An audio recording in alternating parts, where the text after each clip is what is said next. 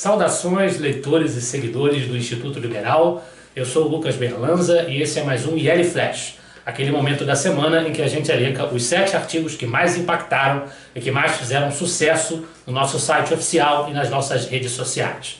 Mas antes da gente falar sobre os 7 artigos, a gente tem um destaque que a gente já começou a divulgar na nossa página, nas nossas redes sociais, e que a gente vai trazer mais detalhes a respeito ao longo dos próximos dias e das próximas semanas, que é a primeira conferência do Instituto Liberal. Nós vamos reunir aqui no Rio de Janeiro algumas personalidades, algumas figuras do pensamento liberal, refletindo sobre as perspectivas do futuro próximo e remoto a partir daquilo que interessa ao liberalismo.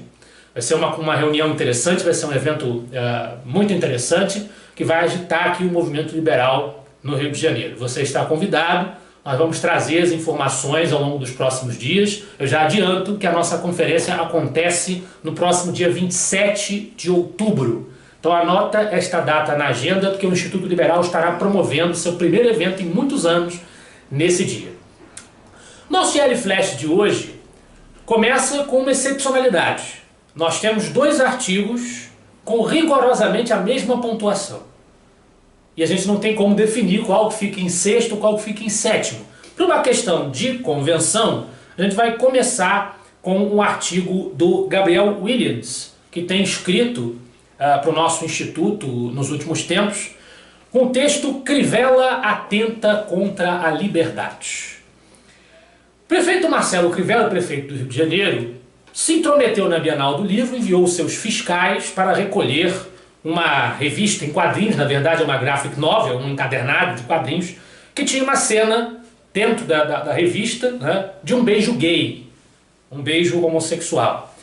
E aí o Gabriel critica que o prefeito fez isso sem uma decisão judicial que amparasse a atitude do prefeito, sem uma decisão judicial determinando que houve ali uma infração ao Estatuto da Criança e do Adolescente, e que seria absolutamente impraticável folhear livro por livro da Bienal para procurar por cenas supostamente de referência homossexual. Além de ressaltar que existem histórias e quadrinhos com beijos heterossexuais, que no entanto nada é feito a respeito. Então ele diz que o ato do Crivella, passando-se por um ato de preocupação paternalista com os filhos dos outros, acabou sendo na prática um ato de censura que acaba depondo contra o nosso campo político, o campo dos liberais por extensão, o campo da direita, né, acaba comprometido com esse tipo de atitude espetacularista, exibicionista. Então uma crítica à atitude do prefeito Marcelo Crivella de um ponto de vista liberal. O segundo artigo, com a mesma pontuação, do Júlio César Cardoso, é uma queixa muito antiga na sociedade brasileira, que levou em boa medida à eleição de Jair Bolsonaro. Quando um preso debocha da prisão é porque sabe que as leis são frouxas. Basicamente, o Júlio César faz um libelo contra a frouxidão da nossa lei penal, a frouxidão do combate jurídico e institucional que o Brasil faz ao crime, e sustenta que nós devemos modificar as características da prisão no Brasil, defender, por exemplo, a prisão perpétua.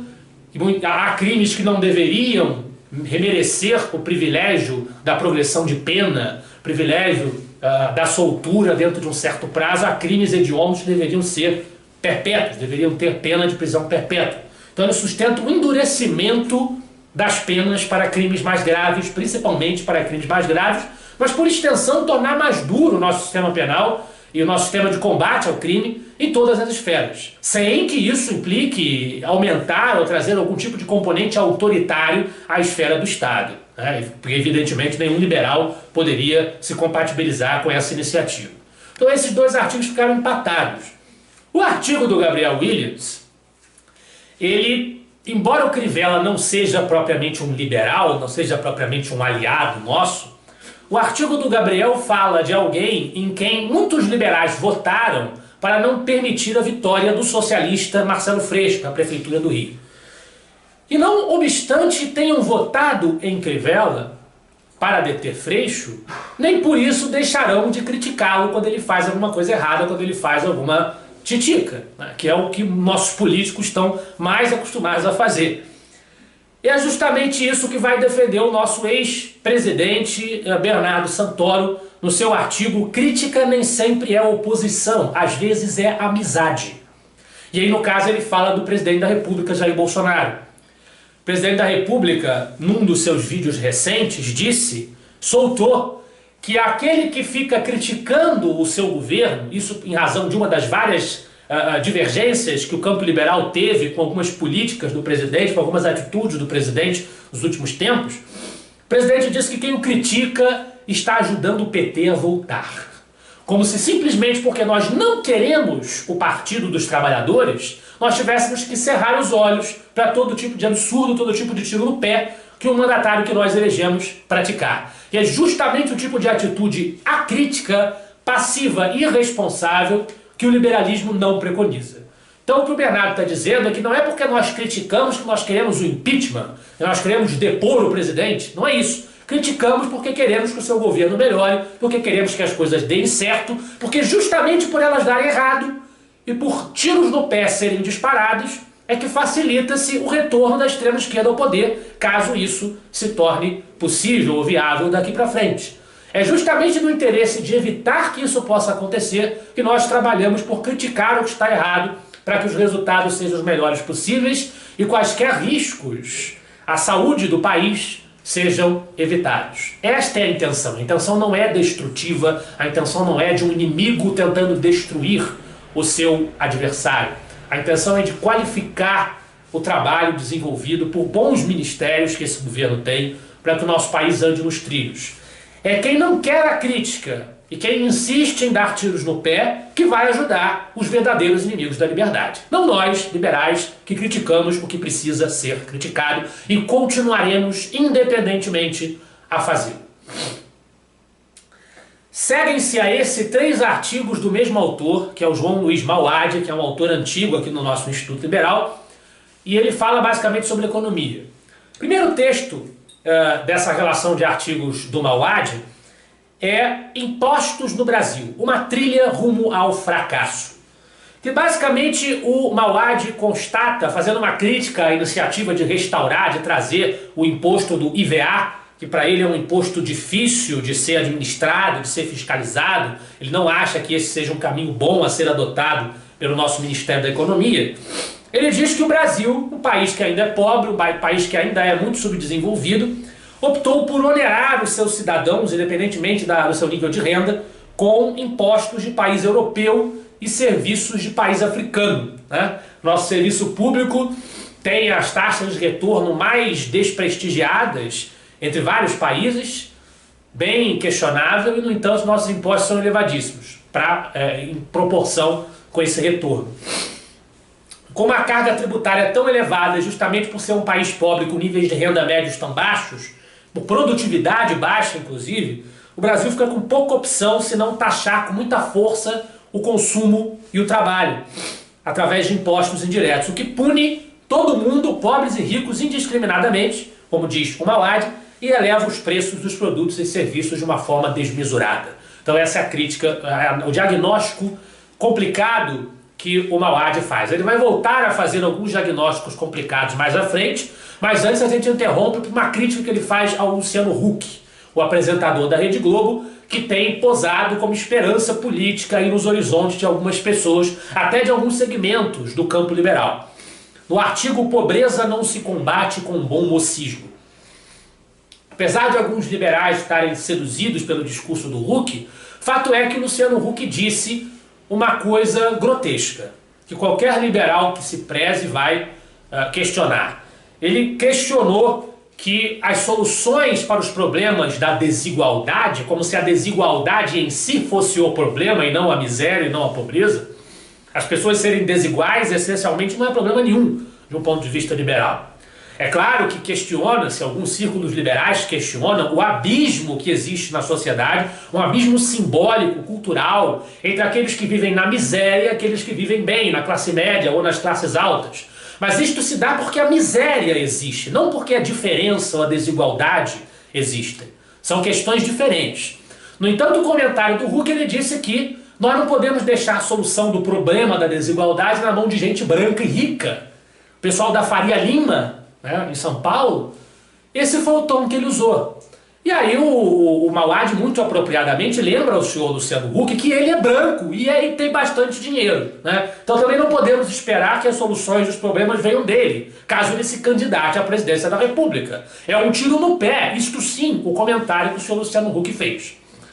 No entanto, fica aqui a minha contribuição ao comentário do Mauad, lembrando que o Plano Real, que foi uma medida econômica que ajudou muito a equacionar os problemas na sociedade brasileira, a melhorar, a combater a hiperinflação, que é algo que beneficia a todos, independentemente da sua faixa socioeconômica, foi tocado por pessoas como Gustavo Franco, Baixa, Edmar Baixa, Lara Rezende, toda essa gente.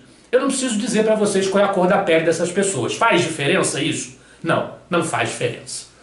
E aí, voltando à economia, o Mauad nos traz o artigo A Dura Vida da Equipe Econômica Liberal.